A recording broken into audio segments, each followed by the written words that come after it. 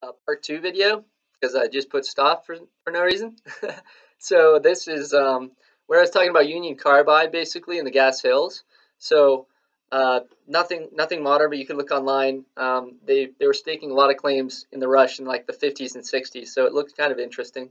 But then the third other property that they have is Kyrzyg Republic. They own 70% of this one asset, and 30% is owned by another company that's looking to basically own it 100% if they earn in by doing certain things. And the majority of what you need to know is that it is going to be $5 million they're going to pay to Azarga.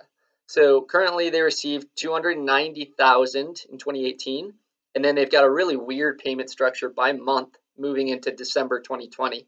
But it's like $16K a month, April 19 to September, and then $245K per month, October to December 19. So that's going to help if they do try and go into production. They're not going to have to dilute as much. Although, based on their record of dilution, I wouldn't guarantee anything.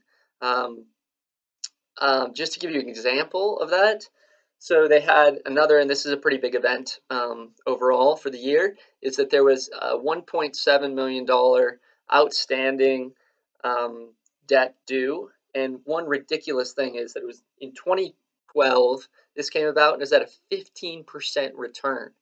And it was a convertible note, basically, which is really expensive to use as financing.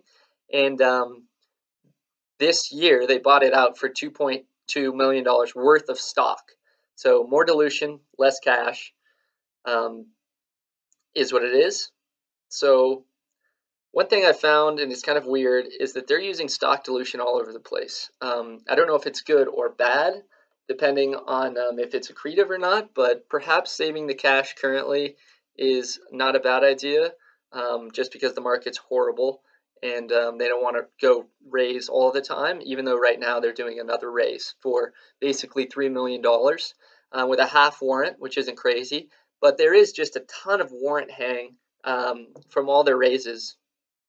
So eventually they're going to have to come to terms with the dilution issues. But overall, that's the company. Let's zoom in on the P&L, I guess, for just a little bit. So what happened in 2018 was they lost $2.4 million. It's kind of interesting. You try and parse how much of that is recurring and how much of that was due to this URZ purchase issue.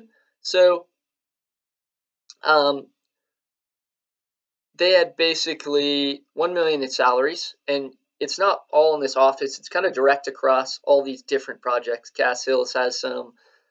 Centennial shouldn't have had any, but the Kyrzyg had quite a bit, and so they've got a lot of things going on where they could cut down on costs by focusing here. So we'll see what happens. But consulting fees were $400K.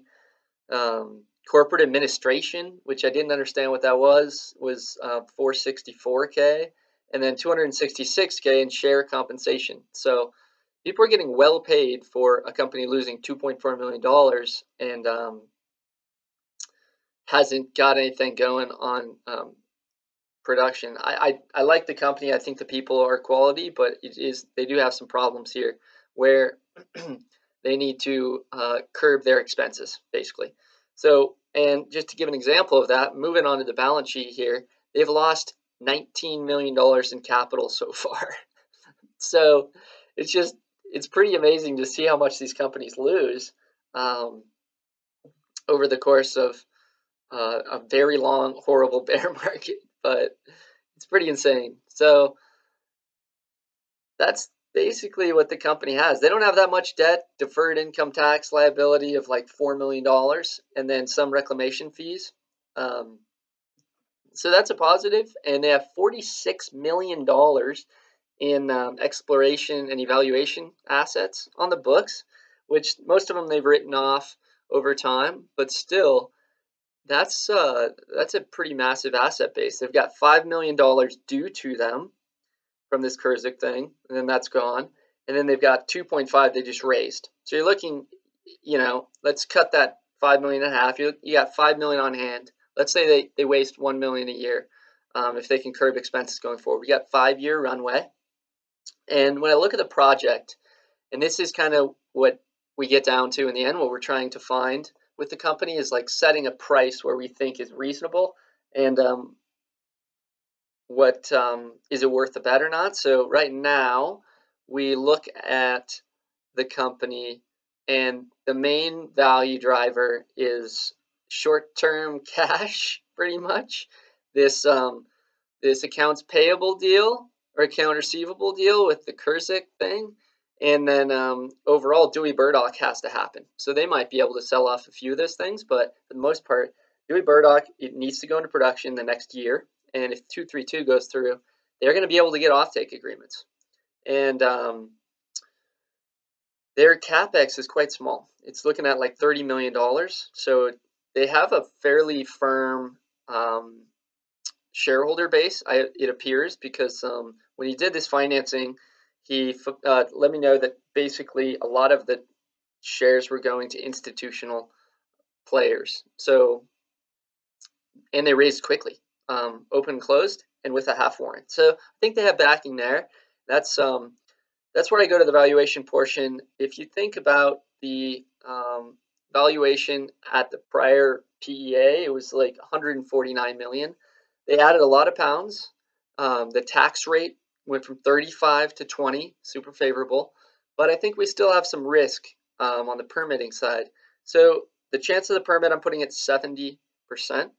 The chance of actually building and preparing the mine, I'm putting at 70% as well. So, and I'm using that very conservative old PEA of 150. I'm guessing it's going to come out as 250 or 200. The tax thing's pretty big, but also the size of the resource increasing is going to increase the mine life, and overall be a very favorable thing for valuation. So what I'm saying is, if you take 150 times 70 times 70, 73 million is what that project is worth, which seems to make sense for other companies currently producing. But this is in a bear market. So if you were to see this in a bull market, and the price triples, then you'd be looking at very different economics here. So this is the downside, 73 million. Overall, I think it's a great company. And yeah, enjoy. Good luck. Hopefully we hear about 232, and have a great Saturday. Thanks.